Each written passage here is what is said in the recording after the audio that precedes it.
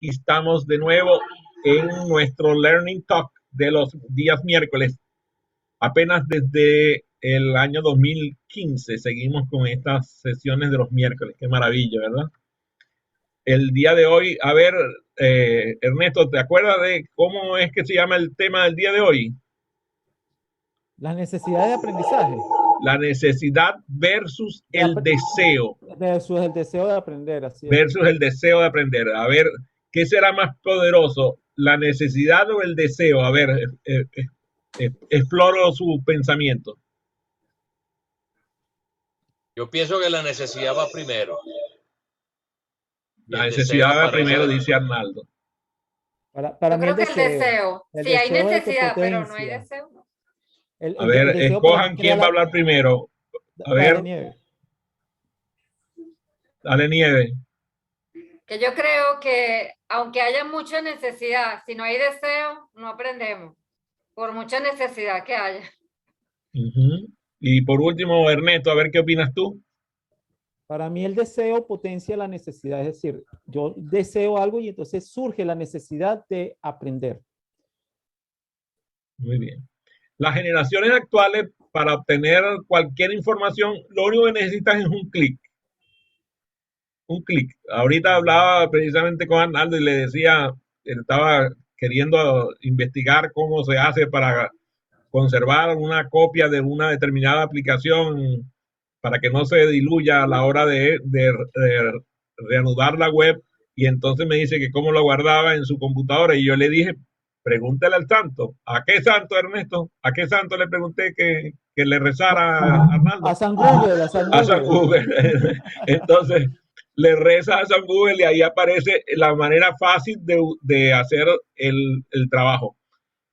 Lo mismo ocurre con muchos de los aprendizajes. Ahora, para aprender a usar, a personalizar, a ser incluso personalizable, no solamente a personalizar, sino a ser personalizable para otros, el aprendizaje, los educadores tienen que enfrentarse a la situación de si los socios de aprendizaje necesitan aprender o querrán aprender.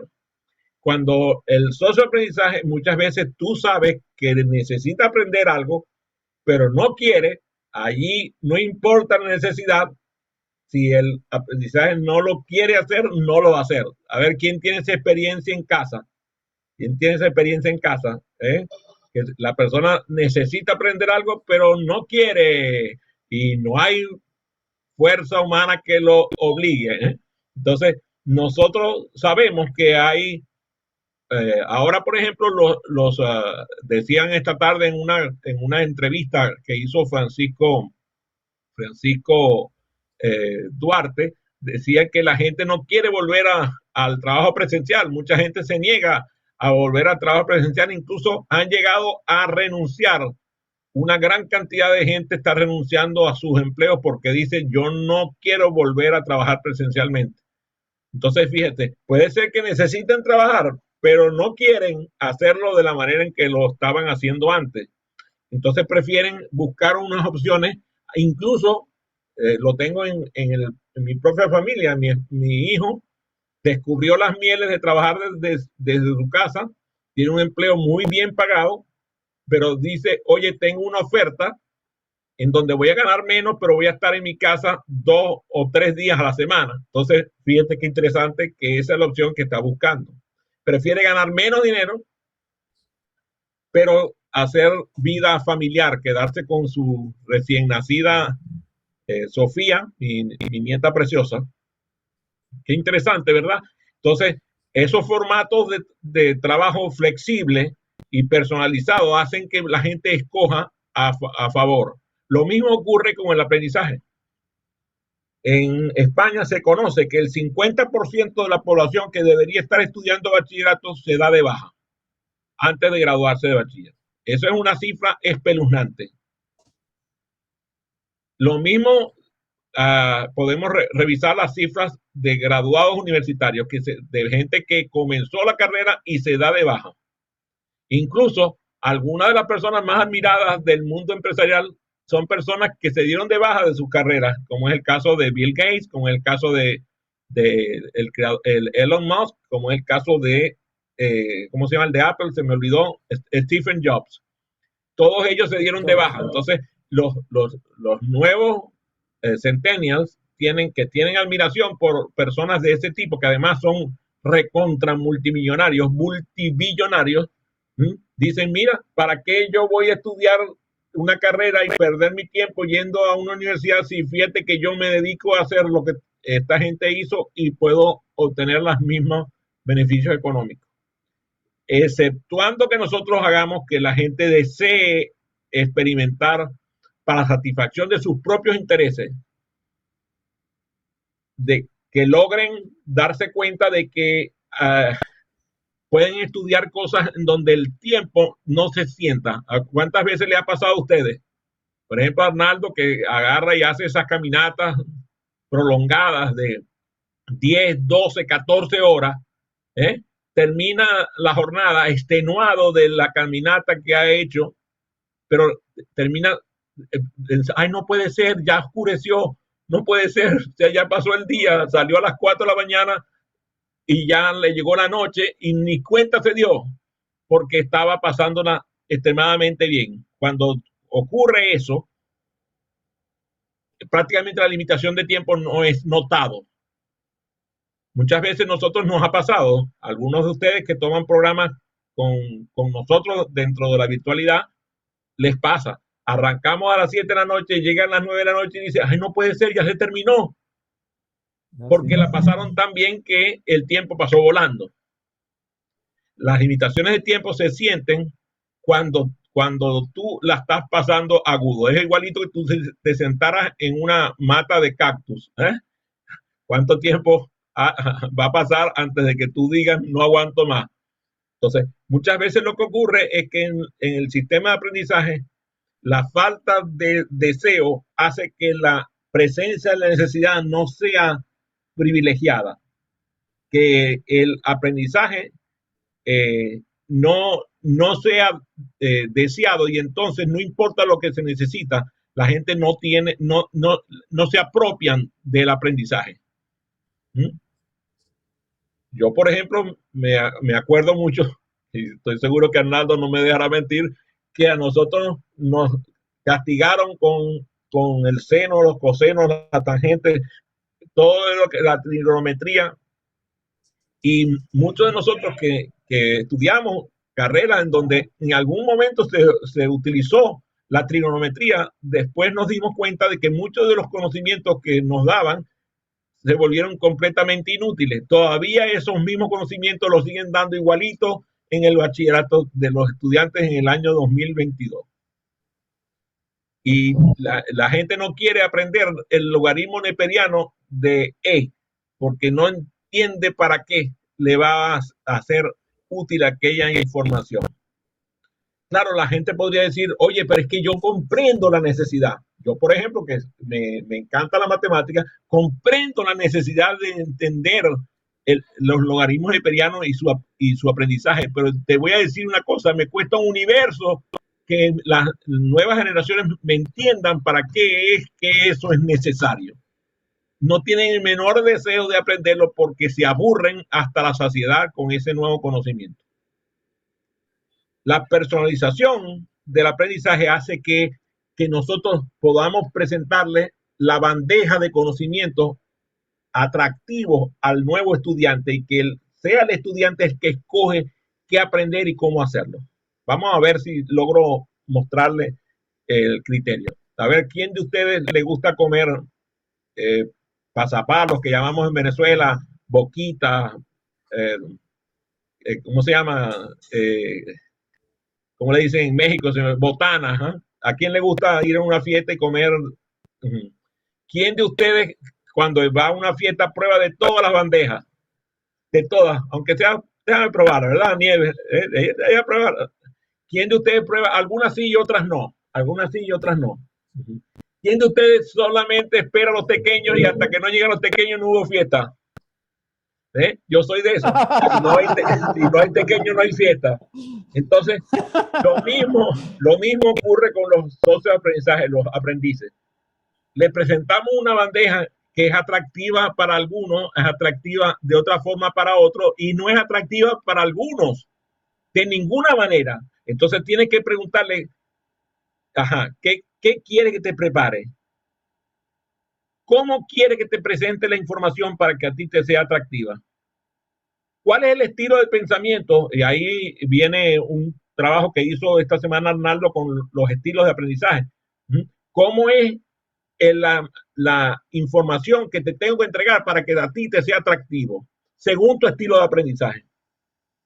Entonces, la nueva educación se basará principalmente en el estilo de aprendizaje del estudiante. David Kolb, el extraordinario psicólogo que creó el test de estilo de aprendizaje, nos ha regalado esa maravilla que es el instrumento de mediciones de estilo de aprendizaje. Y en el caso mío, cuando yo trabajo con mis estudiantes, yo les entrego un instrumento psicométrico con el cual miden su estilo de aprendizaje y me llega un diagnóstico y le llega al estudiante también con una interpretación de los resultados. Entonces, los resultados de Ernesto no se parecen en nada a los resultados de Nieves, los resultados de Nieves no se parecen en nada a los resultados de Arnaldo, y ninguno de los tres de ellos se parece al mío. Bueno, la verdad es que el mío es una locura, porque prácticamente mi medición, prácticamente tengo de todos los estilos de aprendizaje casi que igualitos. Se sorprenderían mucho de ver el resultado, pero yo me considero una persona de estilo de aprendizaje divergente. Entonces, la educación se basará más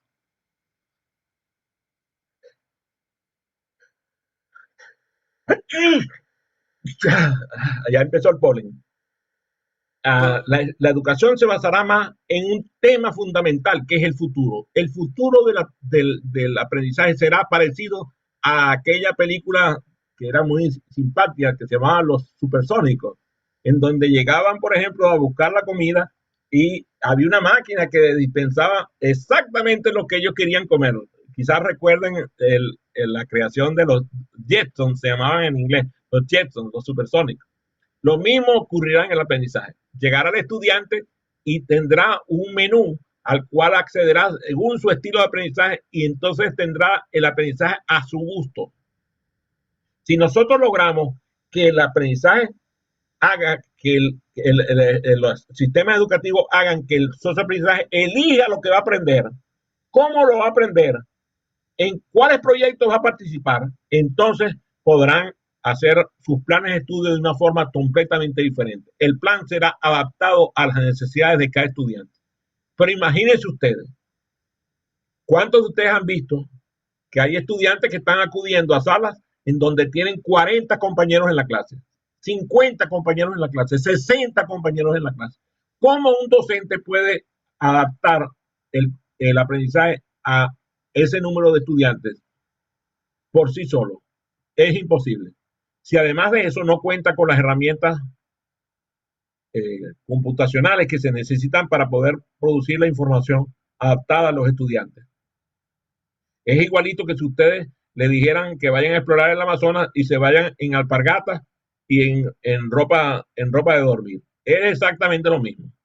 Van a terminar mordidos de serpientes, picados por insectos y tragados por la madre tierra, y no van a poder reconocer ni siquiera los huesos porque se lo van a comer las pirañas y además los huesos se van a disipar dentro de las aguas del Amazonas. En este caso es exactamente lo que estamos haciendo con los estudiantes. Los estamos empujando a un recipiente lleno de pirañas para que vayan y terminen deglutidos por el sistema. Si nosotros, por el contrario, podemos diseñar nuestros procesos de aprendizaje basados en proyectos y hacemos que el plan de estudios básico atienda los estilos de aprendizaje de forma amplia y que nos alejemos de las tradicionales modelos de aprendizaje que incluyen principalmente el estudio del idioma, de las matemáticas, quizás algo de estudios sociales y de ciencias y alguna que otra cosa como física, química. Incluso ya yo vi que en algunos pensum, en algunos países, están eliminando la química. del pensum de estudio. Entonces yo digo, pobres muchachos, estos muchachos van a tener un pensum que no les va a permitir entender la ley de Boyle. Y quien no entiende la ley de Boyle no entiende el universo. Si tú no entiendes la tabla periódica y sabes cómo se produce el CO2 o el O2 o el H2, tú empiezas a pensar en un universo en donde la gente está en una ignorancia tal de que no puede atender las exigencias de la tecnología emergente porque no comprende los procesos en los cuales está involucrado. Algunas habilidades como la codificación, por ejemplo, no son enseñadas en los sistemas educativos. Yo tuve la oportunidad de tener un profesor en programación, quizás a Arnaldo le tocó más o menos en la misma línea, me tocó un profesor de computación que me dio codificación. Y les voy a decir una cosa, yo le agradezco al maestro Guarnieri que me enseñara a codificar, porque el proceso de pensamiento para codificar, que claro, incluso en ese tiempo, como yo soy lo que llaman un viegenial, ¿verdad? Éramos los centennials de la época anterior, de la época vieja, entonces yo soy un viegenial, entonces a mí me tocaba una computadora que una IBM 1120 y había que perforar las tarjetas y había que codificarlas. También le pasó a Arnaldo, ¿eh? Mira qué maravilla. Entonces, ahora a los nuevos jóvenes les interesa mucho el tema de codificación, pero no se lo dan en las escuelas. O sea, se las dan en las escuelas especializadas o para jóvenes con altas capacidades, pero las escuelas tradicionales, normales, no dan codificación, porque incluso no tienen departamento de informática, o sea, de inteligencia artificial, no tienen. Entonces, para poder educar a la gente en codificación, tienen que educarlo también en sostenibilidad, porque ahora estamos hablando de unos estudiantes que viven en un mundo en donde la sostenibilidad es una forma de supervivencia. Si el estudiante no conoce cómo hacer sostenible el universo en donde vive, la naturaleza donde vive, la comunidad donde vive, no importa lo que estudie, vamos a terminar con los plásticos metidos aquí en la garganta ahogándonos. Si no, miren las cifras para que vean la cantidad de plástico que se está desechando en este momento a nivel de todos los continentes. Ya no solamente son los países desarrollados, ahora son todos los continentes, porque muchas de las cosas que se les envían a los países en vías de desarrollo o subdesarrollados son precisamente lo peor de los plásticos que se producían antes y que están prohibidos ahora en los países desarrollados. Por ejemplo, ¿cuántos colegios, cuántas escuelas dan educación financiera a sus estudiantes? Eso es casi inexistente. Solamente las escuelas, digamos, donde se tienen programas avanzados, que son quizás no llegan ni al 1% del total de los centros educativos, dan clases de educación financiera. Por nombrar solamente algunas, codificación, diseño, sostenibilidad y educación financiera. Cuando hablamos de diseño, no solamente hablamos de diseño gráfico, estamos hablando de diseño industrial. Estamos hablando, ahorita acabo de darme el placer de compartir con mis amigos que antes de esta sesión el sitio de web de mi hija Aliet, que se graduó en diseño gráfico, de diseño de interiores y como maestra pastelera. Y ella hace esas creaciones de diseño que son una cosa del otro mundo. Entonces tú dices, oye, pero qué éxito tiene tu hija. De verdad, qué suerte tiene, no, qué suerte tiene, no, que se partió el lomo estudiando diseño gráfico, diseño de interiores y para ser maestra pastelera y ahora combina todas esas herramientas, además con su amado esposo Germán, que también es diseñador gráfico y además fotógrafo. Entonces, mezclan todo lo que aprendieron sobre diseño y lo usan para sacar un producto único, irrepetible y que los tiene en la punta de la ola en la ciudad de Barcelona, donde vive mi hija. Si nosotros logramos que la gente aprenda diseño, ya no solamente vamos a estar como tuvimos la ventaja, Arnaldo y yo, de tomar diseño 1, diseño 2, diseño 3, diseño 4, elementos de máquinas 1, elementos de máquinas 2. O sea, nos dieron diseño para regalar para el supermercado. Y eso hizo que nuestra mente trabajara en términos de proceso. Fíjense, yo no aplico lo que aprendí en esas materias de diseño de forma práctica en diseño per se, pero el modelo de pensamiento por proceso, eso me quedó grabado como parte de mi ADN. Entonces, nosotros necesitamos crear espacios y entornos de aprendizaje innovadores, en donde la gente aprenda cosas del siglo XXI, segundo cuarto de siglo. Dime, Arnaldo. Oye, Adrián, que justamente con relación a lo que acabas de decir, yo creo que una de las bendiciones, porque realmente se puede llamar como una bendición, es ese entrenamiento de la mente por proceso, porque la neurociencia ha demostrado ya que todo está interconectado. Y cuando se aprende por proceso, entonces prácticamente una solución que pudiera no tener nada que ver, como lo hacemos con un enfoque sistémico, entonces yo lo digo en mi caso, yo digo, oye, pero esto debe servir, aunque no tiene nada que ver, debe servir para esto, inclusive para cuestiones de cocina, para cuestiones de reparaciones.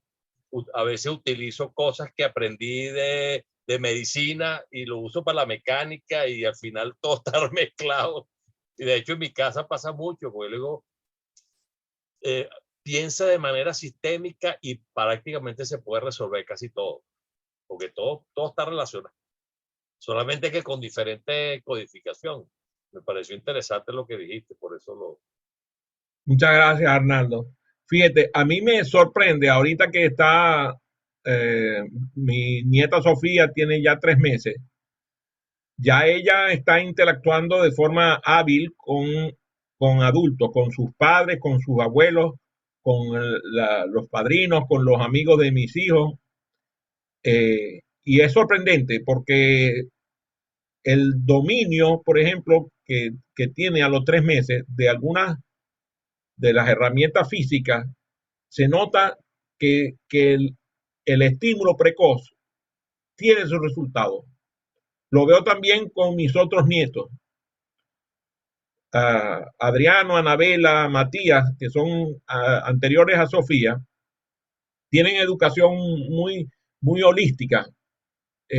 Por ejemplo, Matías estudia español, catalán, francés e inglés y se cambia de un idioma a otro con gran facilidad. Y además practica esquí acuático, esquí de nieve, juegos de toda índole. Lo mismo pasa con Adriano, juega béisbol, se monta en el ring de patinaje sobre hielo, hace hockey sobre hielo, Anabela lo mismo. O sea, tienen una vida intensa en diferentes ámbitos. Anabela está en gimnasia, entonces están metiéndose en todo eso. Cuando llegan a la escuela, el modelo educativo no los ayuda. En estos días le llega la profesora a Anabela y le dice que tiene que hacer una determinada acción. Entonces le dice, usted no es mi jefe, no me mande. Y la maestra, en vez de humildemente entender lo que le está diciendo, la niña se molestó. La niña lo que está diciendo es, ¿para qué me va a mandar si me lo puede pedir? No es porque nosotros no recibamos órdenes, no es porque no respetemos la autoridad, es que no hay que ser mandón. El doctor George Lozanov, creador de la sujetología, decía que la palabra que le debe salir más habitualmente al docente de la boca es would you please, por favor. por favor, por favor.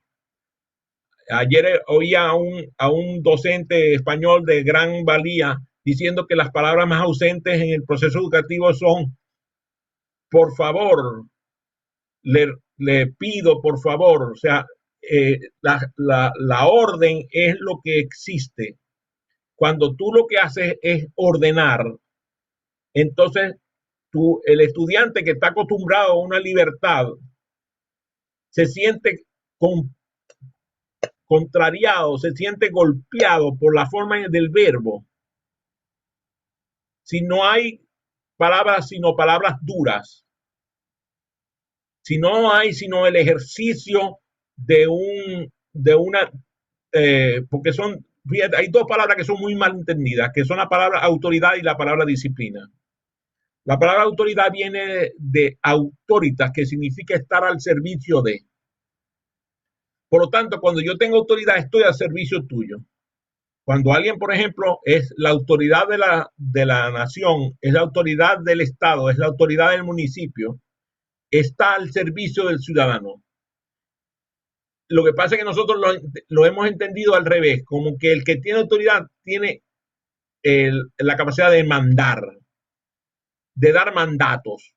No, el que tiene autoridad tiene la capacidad de servir. Y como dice la frase, el que no vive para servir no sirve para vivir. Por otro lado, la palabra disciplina viene del latín dicere, que es contexto de aprendizaje. Por eso se habla de la disciplina de la matemática, la disciplina de la filosofía, porque es el contexto de aprender matemática, es el contexto de aprender filosofía. Pero nosotros hemos entendido disciplina como rigidez, como una exigencia que hace que el socioaprendizaje, que el estudiante cumpla lo que yo llamo el criterio radiológico. ¿Tú sabes cuál es la educación radiológica? ¿Qué le dice el técnico radiólogo cuando usted le van a tomar una placa de tórax? ¿Qué les dice? Parece ahí, no se mueva. No se mueva, no respire. Bueno, eso es lo que le dicen los docentes a los estudiantes. No se muevan, no respiren. Quieren que los estudiantes se disfracen de ladrillo en sus lugares de estudio. Que no se muevan, no respiren, no hablen. Y después les tienen que pagar a las empresas cursos de oratoria para que aprendan a hablar en público. Porque fueron tantos los años que quedaron callados que no supieron aprender a hablar. Un estudiante promedio recibe 500 no al día. Entre los no que reciben en la escuela más los no que reciben en la casa. Pertenecen a la tribu de los no. Yo creo que hay que construir la tribu de los sí. De los sí se puede. Dígame cómo lo ayudo. ¿Cómo puedo colaborar con su aprendizaje? ¿Cómo puedo lograr que el aprendizaje ocurra en un entorno que sea para usted innovador y creativo? El nuevo entorno de aprendizaje debe permitir que la gente fluya en su creatividad. Lo vemos cómo cambia. Hablaba yo con algunos docentes de un colegio en Caracas, en donde el área de educación en kindergarten y el preescolar era divertido, abierto, los salones eran espectaculares.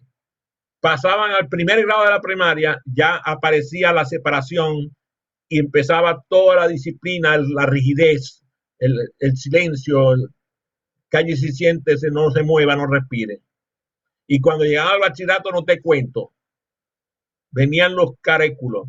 Ustedes conocen la filosofía, ¿verdad? El docente que tiene una cara de que parece un carro por abajo de lo feo que se ve, porque está todo el tiempo disgustado, molesto. Claro, yo comprendo por qué el docente está disgustado.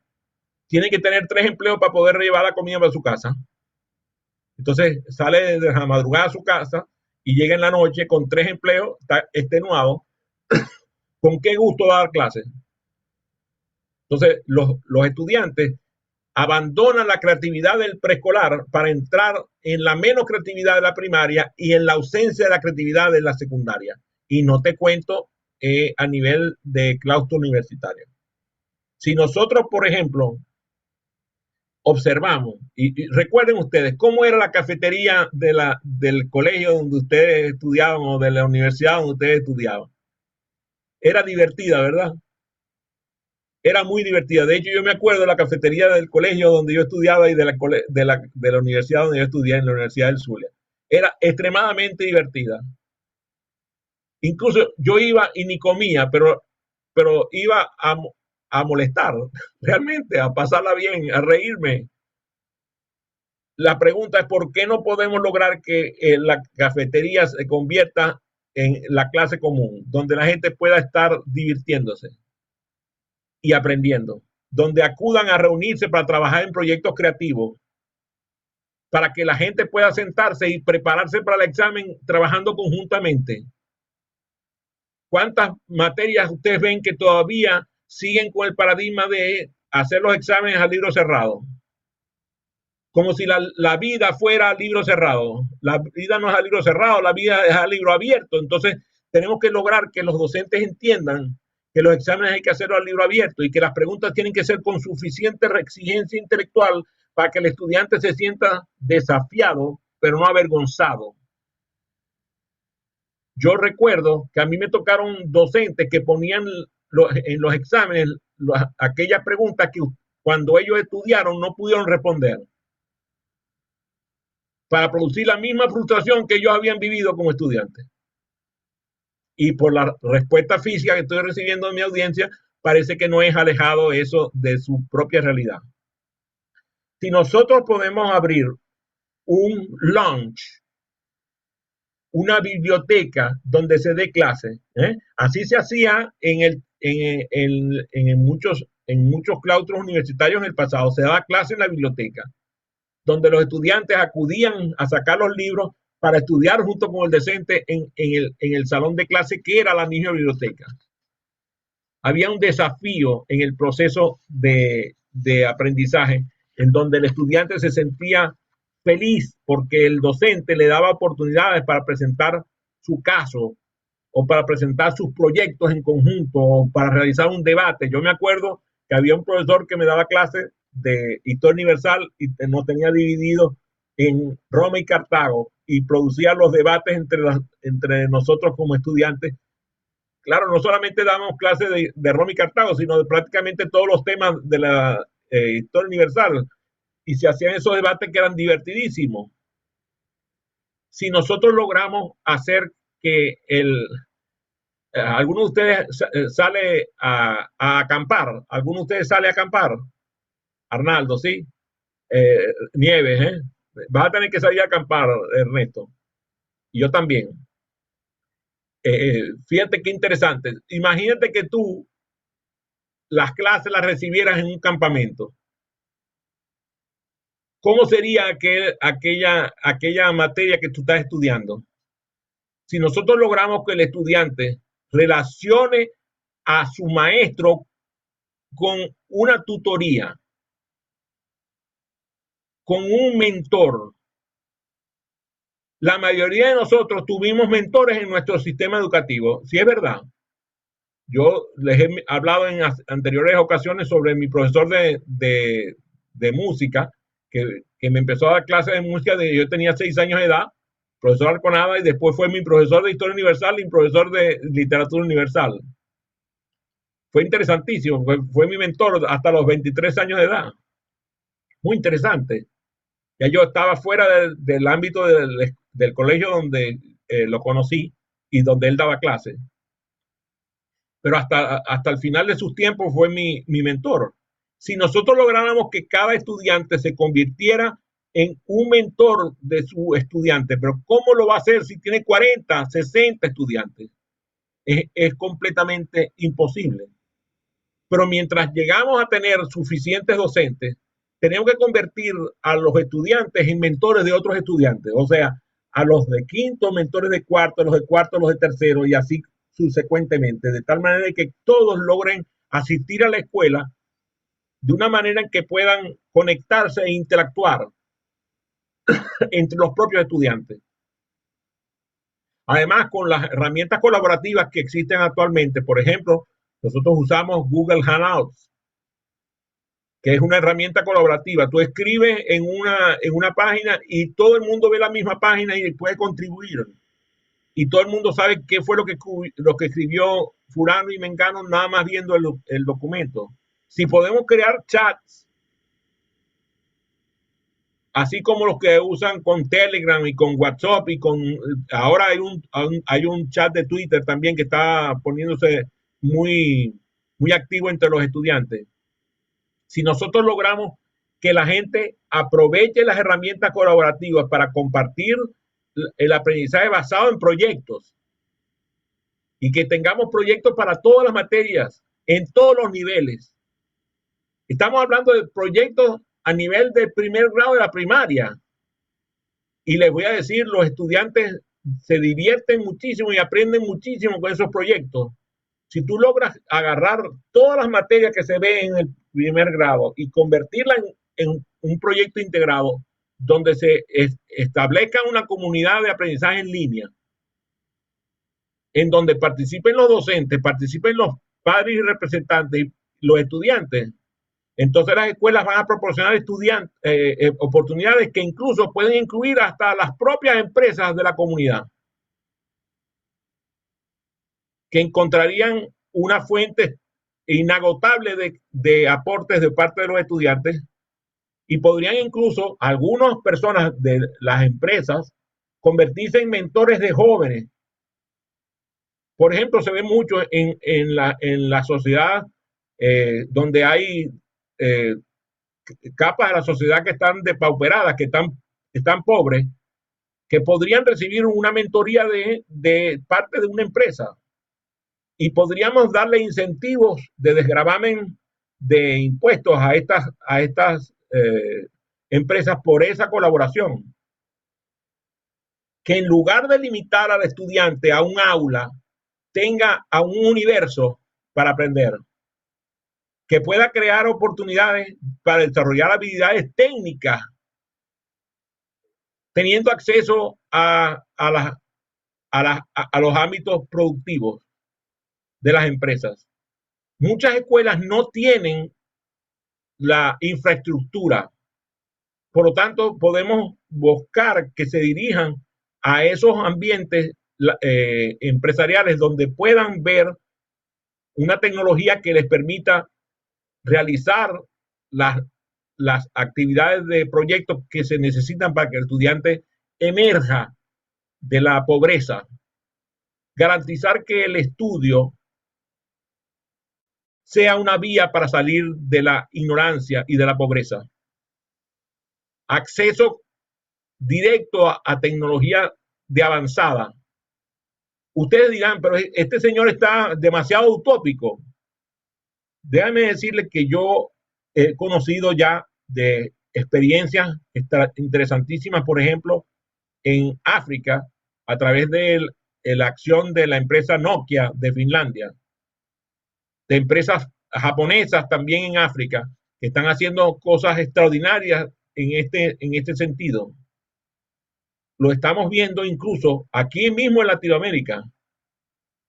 Yo he conocido experiencias de Google, de Microsoft en México, con estudiantes de altas capacidades de clases desposeídas. O sea, esto no es, estamos hablando de cosas que son utópicas, estamos hablando de cosas que son posibles, que son reales. Que logremos que los estudiantes tengan una oportunidad que hoy el sistema educativo no se lo está ofreciendo. Definitivamente yo apunto al deseo de aprender, porque la necesidad es obvia. Pero lo que impulsa al socio de aprendizaje es su deseo inalienable de salir adelante y lograr lo que no ha podido lograr, por ejemplo, sus padres antes que él. Fue un gusto, un placer y un honor compartir con ustedes.